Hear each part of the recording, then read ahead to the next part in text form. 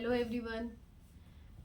कहते हैं इन्वेस्ट करना, निवेश करना हमेशा फ्रूटफुल होता है, चाहे वो लॉन्ग टर्म के लिए हो या फिर शॉर्ट टर्म के लिए हो। तो आज हम म्यूचुअल फंड के लॉन्ग टर्म इन्वेस्टमेंट के बारे में जानते हैं।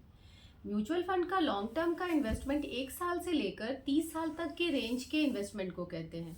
अगर हमारा इन्वेस्टमेंट इक्विटी ओरिएंटेड फंड में है तो 1 साल तक के लिए किया गया इन्वेस्टमेंट लॉन्ग टर्म इन्वेस्टमेंट कहलाता है। और जबकि अगर हमारा investment non equity oriented fund में है तो मिनिमम 3 साल तक के किए गए इन्वेस्टमेंट को हम लॉन्ग टर्म की कैटेगरी में रखेंगे।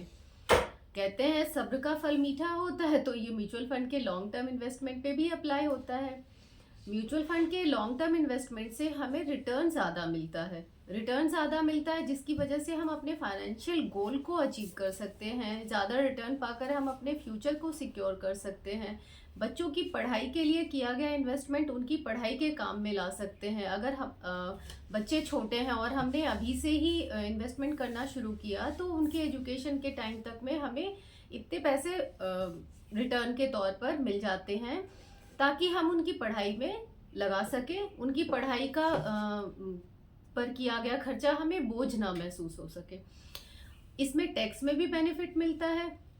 लॉन्ग टर्म इन्वेस्टमेंट में कैपिटल गेन जो होता है उसे और शॉर्ट टर्म में कैपिटल गेन जो होता है उसे दो कैटेगरी में भी रखा गया है। लॉन्ग टर्म इन्वेस्टमेंट में इक्विटी ओरिएंटेड रिटर्न पर हमें 15% का मिलता है, 15% का टैक्स लगता है। जबकि कायू एक मिनट रोको, मैंने गड़बड़ बोल दिया, 15% गड़बड़ बोला, 10% लगता है। कौन सुन रहा है और कौन फैक्चुअल चेक कर रहा है? क्यों?